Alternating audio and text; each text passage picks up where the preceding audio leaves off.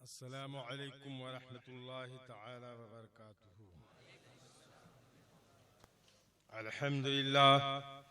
अल्हम्दुलिल्लाहिल्लज़ी फ़द्दल सय्यदना व मौलाना मुहम्मदन सल्लल्लाहु तआला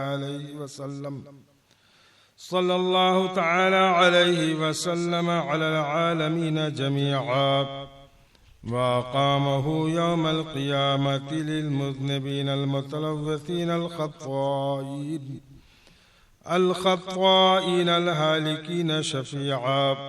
أما بعد، فأعوذ بالله من الشيطان الرجيم.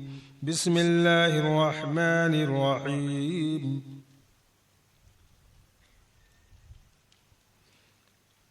واذكر عبدنا अय्यूब सदक़ अल्लाहुल अज़ीम। खुलूस मोहब्बत के साथ आका दो आलम रूही फिदा अहमद मुस्तफ़ा मोहम्मद मुस्तफ़ा सल्लल्लाहु तआला अलैहि वसल्लम की बारगाह में दुरूद पाक का नज़राने मोहब्बत पेश कर लें। अल्लाहुम्मा सल्लि अला सय्यदना व मौलाना मुहम्मदिन मअदनिल जुदी वल करम वल हिल्म वल हिकम व बारिक व सल्लिम सलातन व सलामन अलैका या रसूलल्लाह सल्लल्लाहु तआला अलैहि वसल्लम। अभी आप हजरात ने बड़ी जामे और माने तकरीर सरकार गौसे पाक रज़ी अल्लाह तआला अन्हु के तबरुकात से मुताल्लिक समाअत फरमाया। तो उसी ज़िम्न में मैं भी कुछ बातें अर्ज करके आपसे रुखसत हो जाऊंगा। आजकल हमें जवाब देने की कुव्वत तो बहुत है, मगर सवाल भी उल्टा अटकल पच्छू लोग किया करते हैं, और सुन्नी हजरात जो कम पढ़े लिखे रहते हैं वो भी बेचारे उसमें बह जाते हैं। मसलन उर्स का सबूत किस हदीस से और किस कुरान अजीम की आयत से साबित है? क्या सहाबे किराम रिज़वानुल्लाह तआला अलैहिम अजमईन के ज़माने में या सरकार कायनात सल्लल्लाहु तआला अलैहि वसल्लम के अहद मुबारक में उर्स मनाया जाता था कि नहीं मनाया जाता था? और तबरुकात सामने रख कर फातिहे का एहतमाम किया जाता था कि नहीं किया जाता था? इसका जवाब एक दो नहीं बल्कि सैकड़ों मर्तबा हमारे अकाबिर उलमा ने अपने फतावे मुक़द्दसा में और मुजद्दिद आज़म आला हज़रत रज़ी अल्लाह ताला अन्हु ने बड़ी तफसील के साथ इसका जवाब मरहमत फरमाया है, जो फतावा रज़विया में रोज़े रोशन की तरह ज़ाहिर व बाहिर है। मगर फिर भी आए दिन ये एतराज़ होता रहता है कि चूंकि तबर्रुक हो गया इसलिए इस तबर्रुक को खाना नाजायज़ व गुनाह बल्कि हराम तक कर देते हैं। अब मैं आप लोगों से पूछता हूं कि इस खाने पर या हलवे पे जो भी मीठा हो उस पर हमने रामायण पढ़ी है, गीता पढ़ी है, बाइबल पढ़ी है, क्या चीज पढ़ी है कि जो हराम हो गया? आप खुद फैसला करें, अपने अक्ल से गौर फिक्र करें कि कौन सी ऐसी खिलाफे अम्र चीज उस पर पढ़कर दम कर दी गई जिसकी वजह से वो हराम हो जाए। मैं कहता हूं वो भी पढ़ दो तब भी हराम नहीं होगा। क्यों? इसलिए कि अल्लाह जल्ला शानहू ने ये चीज हमें मीठा, हलवा, जर्दा जो भी है खाने पीने की चीजें वो सब हमें नेमत के तौर पे अता फरमाया है। हाँ, अलबत्ता उस नेमत को शुरू करने के लिए बिस्मिल्लाहिर्रहमानिर्रहीम पढ़ा जाए, और ये हदीस में है। नारे तकबीर, नारे रिसालत, मसलके आला हजरत, उलमाए अहले सुन्नत, हुजूर मुहद्दिस कबीर, हुजूर मुहद्दिस कबीर, नारे तकबीर, नारे रिसालत। बैठ जाइए आप हजरत, सुकून इत्मीनान से बैठ जाइए, हजरत को आने दीजिए।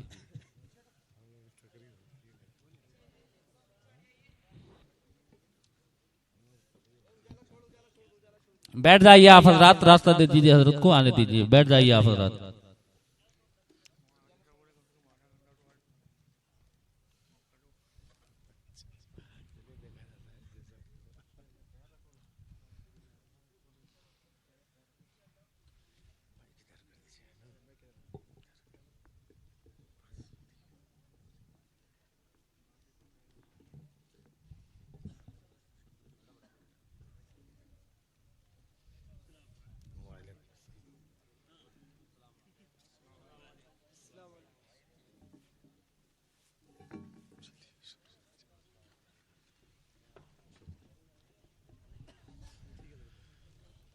आप हजरात तशरीफ रखें और दुरूद पाक का नजराना पेश करें। अल्लाहुम्मा सल्ली अला सय्यदना व मौलाना मुहम्मदिन मअदिन जुदी वल करम वल हिल्म वल हिकम व बारिक व सल्लिम सलातो व सलामन अलैका या रसूलल्लाह सल्लल्लाहु तआला अलैहि वसल्लम।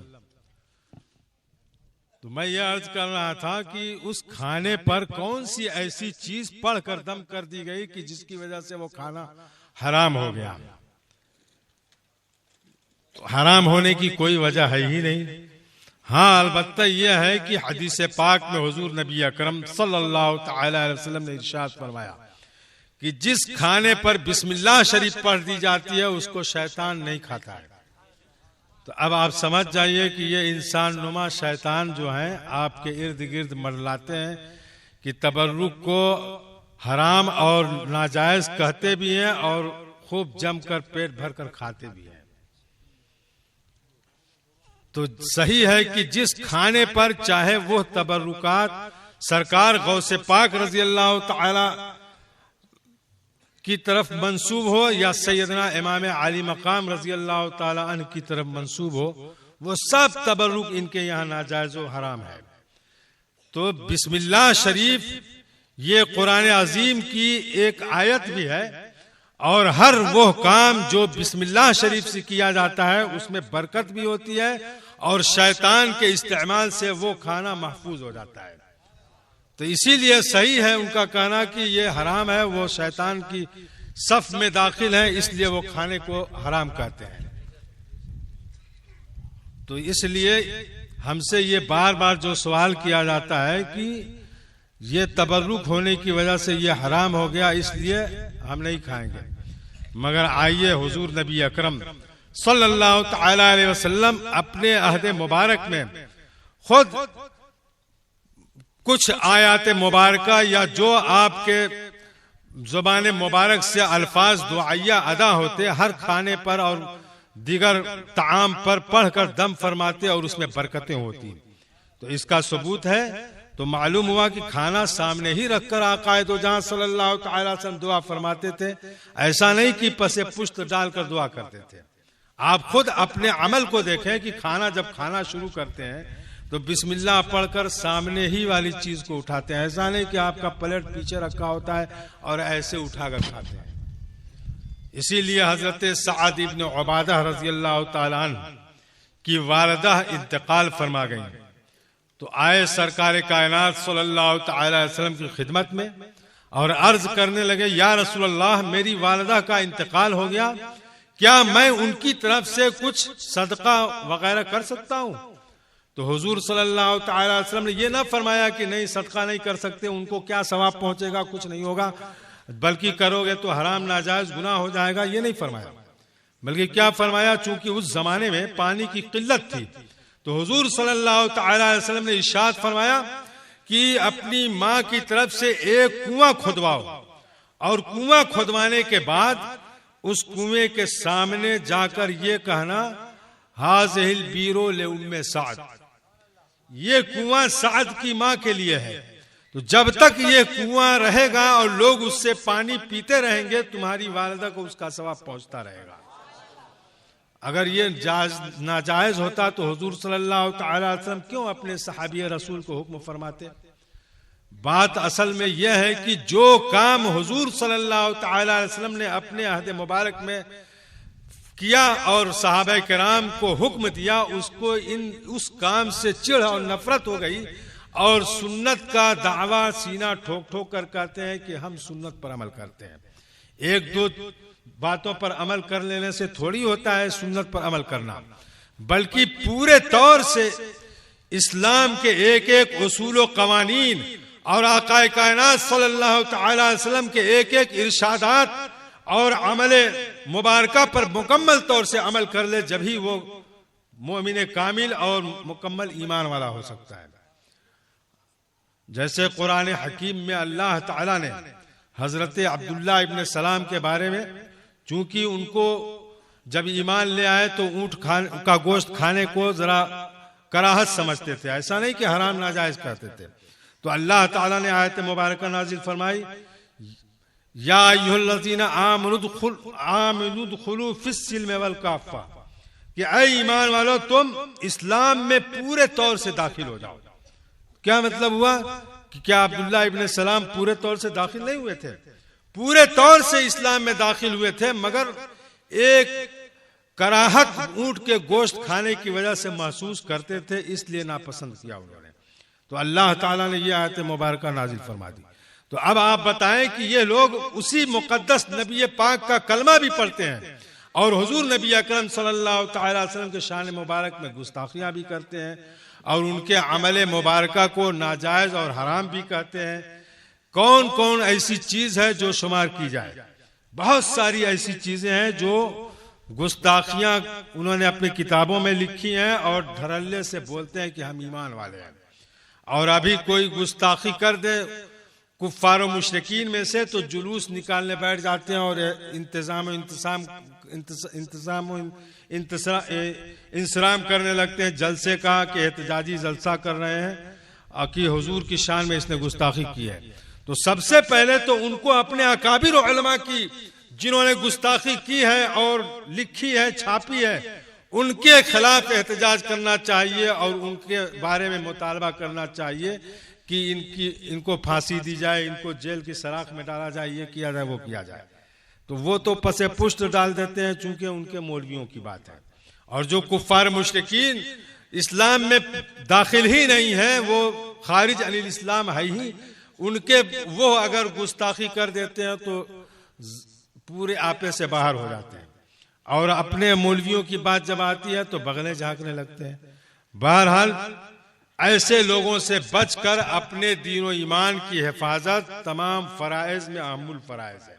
ये मैं नहीं कहता, ये वो अजीमुशान मुजद्दिद आजम आला हजरत कुद्दसा सिर्रुल अजीज ने अपने मुबारक फतावे में ये इरशाद फरमाया कि इस जमाने में मज़हब हक अहले सुन्नत व जमाअत पर मुस्तैदी से कायम रहना तमाम फराइज में अहमुल फराइज है। क्यों? इसलिए कि जब तक ईमान की सलामती और सेहत नहीं होगी सारे आमाल आपके बेकार हैं, बेसूद हैं। ये असल ईमान है तो सारे आमाल मकबूल व मुस्तजाब हो सकते हैं। ईमान ही वो दौलत है जिसकी हिफाजत और सियानत के लिए मुजद्दिद आजम आला हजरत कुद्दसा सिर्रुल अजीज ने पूरी अपनी जिंदगी हमारे और पूरे उम्मत मुस्लिमा के दीन ईमान की हिफाजत के लिए पूरी जिंदगी सर्फ कर दी है।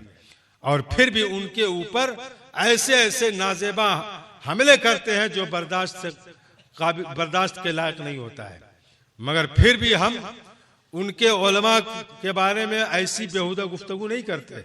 बस वो गुस्ताखियां जो उन्होंने अपने किताबों में बुजुर्गान दीन के ताल्लुक से, अंबिया अलैहिस्सलाम के ताल्लुक से लिखी और छापी है और उसी पर उनके मजहब की बिना है, उसको हम बयान करते हैं तो कहते हैं ये सुन्नी मौलवी लोग गाली देते हैं।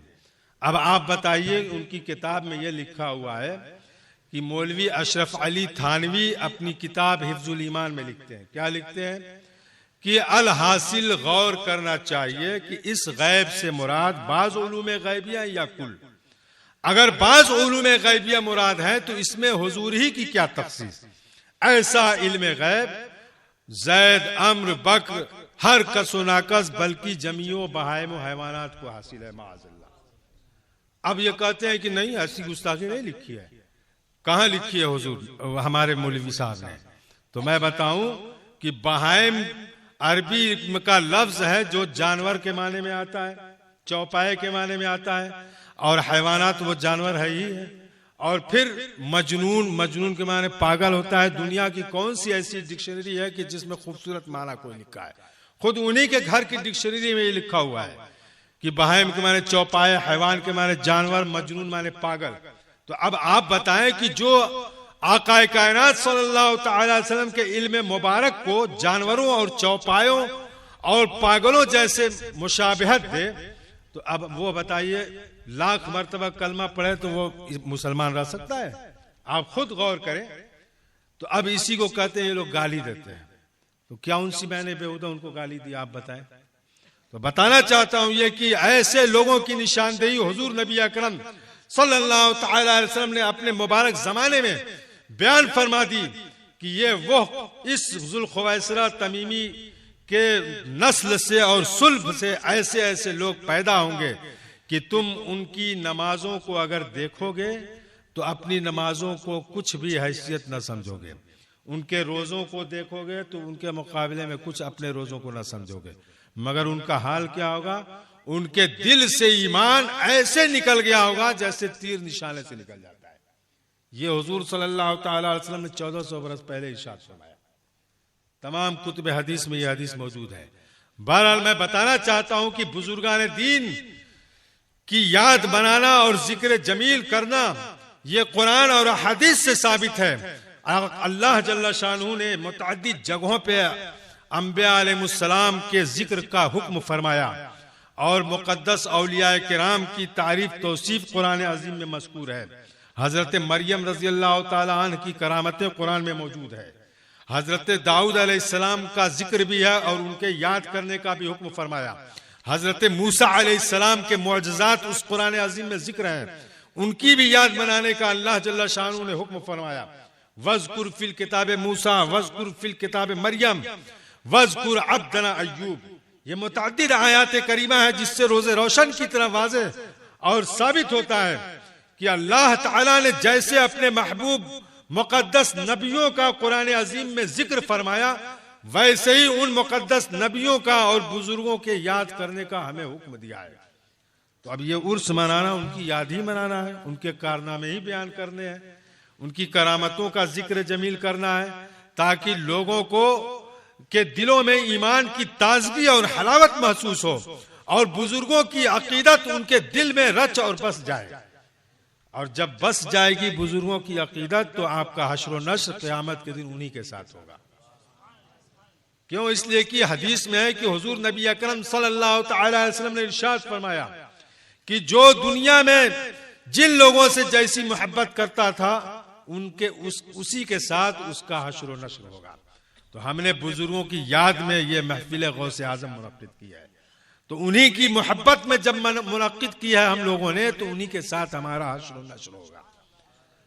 तो गौसे पाक ये नाम लेते हुए इन्हें शर्म आती है तो कहते हैं बड़े पीर साहब, और कुतुबुल अक़ताब गौसुल अग़वास कहने में इनका सीना फटता है। बड़े बड़े अजिल्ले अकाबिर उलमा मुहद्दिसीन ने, फुक़हा किराम ने गौसुल अग़वास कुतुबुल अक़ताब और न जाने किन किन अलक़ाब जलीला और जमीला से याद फरमाया है और इनकी करामतों का ऐसे तवातुर के साथ एहतमाम किया है कि मुजद्दिद आज़म आला हज़रत रज़ी अल्लाह ताला ने इरशाद फरमाते हैं कि हुजूर सरकार गौसे आज़म रज़ी अल्लाह ताला अन्हु की करामतें ऐसी तवातुर के साथ और रिवायतों के साथ तहरीर की गई हैं जिस तरह से इमाम बुखारी ने बुखारी शरीफ की रिवायतों में बड़ी सेहत सनद के साथ हदीसें रिवायत की हैं, उसी तरह से करामतों का जिक्र आपके अजिल्ला खुलफा ने जिक्र फरमाई है करामतों को तवातुर के साथ रिवायतों के साथ, ताकि कहीं से वो झुटलाने ना पाए कोई मुखालिफ। तो बहरहाल बताना यह है कि बुजुर्गों के तबरुकात खाने से दिल में एक इनकलाब पैदा होता है और दिल में ईमानी हलावत और लज्जत महसूस होती है। और जिन लोगों के मुकद्दर में है ही नहीं है बुजुर्गों से नफरत और कुदूरत है, तो उनका दिल ईमान से भी खाली है और बुजुर्गों की अकीदत से भी खाली है और जहन्नम का वो ईंधन भी बनेंगे। तो बहरहाल आप लोग बहुत खुश नसीब हैं कि सरकार सैयदना गौसे आज़म रज़ी अल्लाह ताला अन्हु का जिक्र जमील हर साल मनाते हैं और ज्यादा जोशो खरोश के साथ गौसे आज़म की महफिल मुनक्किद करने का जज्बा अता फरमाए। आमीन बजाय सैयदुल मुरसलीन सल्लल्लाहु अलैहि वसल्लम। मैं बताना चाहता हूं कि खाना सामने रखकर फातिहा करना यह हदीस से साबित है। बदमजहबों देवबंदी वहाबियों के बहकावे में हरगिज ना आए और वो अटकल पच्छू उल्टी सीधी हदीसें पढ़कर सुना देते हैं और आप सुनकर चले आते हैं कि ये भी तो मौलवी है, ये भी तो सही कह रहे हैं। तो हदीस में आकाए कायनात सल्लल्लाहु अलैहि वसल्लम ने इरशाद फरमाया कि ये वो लोग हैं कि ऐसी ऐसी हदीसें बयान करेंगे जो न तुमने सुनी होगी, न तुम्हारे बाप दादा ने सुनी होगी, और हाल उनका वही होगा जो ईमान से बिल्कुल खाली रहेगा। तो इसलिए ये वह लोग ऐसी ऐसी गड़गड़ के हदीसें बयान करेंगे। तो ऐसे लोगों से दूर रहकर अपने दीन ईमान की हिफाजत बहुत जरूरी है, बल्कि फराइज में अहमुल फराइज है। इसलिए कि यह दीन ईमान का मामला है कि जरा सी भी गुस्ताखी अंबिया अलैहिस्सलाम की शान में हद कुफ्र तक पहुंचा देगा कि सारे जिंदगी का नेक अमल बर्बाद और अकारत हो जाए। ये अंबिया अलैहिस्सलाम की शान मुबारक ये है। मगर ये लोग अपने माँ बाप की गाली जरा बराबर बर्दाश्त नहीं कर सकते हैं, फौरन आस्तीन चढ़ा लेंगे और पेशानी पर बल खा जाएगा और लड़ने पर आमादा हो जाएंगे। मगर जिसके सदक़े में वह वजूद में आए और पूरी कायनात वजूद में आई, उनकी शान मुबारक में गुस्ताखी करते फिरते हैं, बकते रहते हैं, कोई जू तक भी नहीं रहती है। और फिर भी कहते हैं कि हम तो कलमा गो हैं, कलमा पढ़ते हैं, कुरान पढ़ते हैं, नमाज पढ़ते हैं, हज करते हैं, सब बकते चले जाएंगे। तो इब्लीस से बढ़कर इन लोगों ने नमाज पढ़ी है, उतनी उम्र भी इनकी नहीं होगी, उनके दादा की भी उम्र नहीं होगी। ये हाल है। इब्लीस ने इतनी नमाज पढ़ी है कि रिवायतों में मिलता है कि अगर उसके सजदों को पूरी दुनिया में, सिर्फ निजामाबाद में नहीं, पूरी दुनिया में अगर फैला दिया जाए तो तिल रखने की जगह नहीं रहेगी। तो अब उसका भी मुकाबला वो नहीं कर पा रहे और फिर भी कहते हैं कि नबी का हाल यह है कि जैसे मौलवी कासिम नानोतवी ने अपनी किताब सिरात मुस्तकीम में लिखा। क्या लिखा? कि अंबिया मुमताज होते हैं तो सिर्फ उलूम ही में, रहा अमल तो बसा औकात उम्मती मुसावी हो जाते हैं, बल्कि बढ़ जाते हैं माअज़ल्लाह।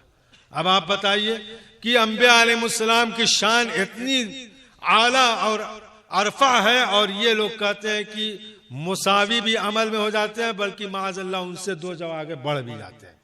इसीलिए तो ये कहते हैं कि ताज़ीम ऐसी ही की जाए जैसे छोटे भाईजान की जाती है और भी चौधरी मुखिया की जाती है माअज़ल्लाह। तो इसलिए मैं बताना चाहता हूं कि ये वह पुराशोभ दौर है कि इस दौर में आपके वो भाई बनकर आएंगे और आप ही का लिबास पहनकर और आप ही की तरह नमाज पढ़ कर आएंगे और कहेंगे कि अरे हम तो कोई गुमराही वाली तो बात नहीं करते, अल्लाह रसूल का जिक्र करते हैं। तो कौन कहे कि कुफ्र लेकर आओगे तो हम मानेंगे? वो तो ऐसे ही न कहकर नाम बदल बदल कर आएंगे, कभी चकड़ालवी का रूप अपना लेंगे, कभी सल्फियत का रूप अपना लेंगे, तो कभी वहाबियत का, कभी वहदानियत का, कभी कुछ का, कभी कुछ का, मगर सबका मामला वही है। तो इसलिए ऐसे लोगों से दूर रहकर अपने दीनो ईमान की हिफाजत करें और अपने अहलो अयाल को भी बचाएं। कुरान हकीम में अल्लाह ताला ने इरशाद फरमाया, कू अनफुसकुम व अहलिकुम नारा, कि तुम अपने आप को भी जहन्नम की आग से बचाओ और अपने अहलो अयाल को, कुंबे वालों को भी बचाओ। ये नहीं कि अब अहलो अयाल होगा तो लाओ देवबंदी सऊदी में रहता है, डॉलर मिलता है, लाओ अपनी लड़की उसी से शादी कर ले कि आराम से चैन से रहेगी। तो ये बहुत बड़ा हराम और गुनाह तो है ही। दीनो ईमान से दूर करने की एक बहुत बड़ी जद्दोजहद और कोशिश होगी और अपनी औलाद को जहन्नम में धकेलना होगा। तो इसलिए अपने आप को भी और अहले अयाल को भी जहन्नम की आग से बचाएं और बदमज़हबों के शुरू से बचाएं। वमा अलैना इल्लल बलाग। अस्सलाम वालेकुम।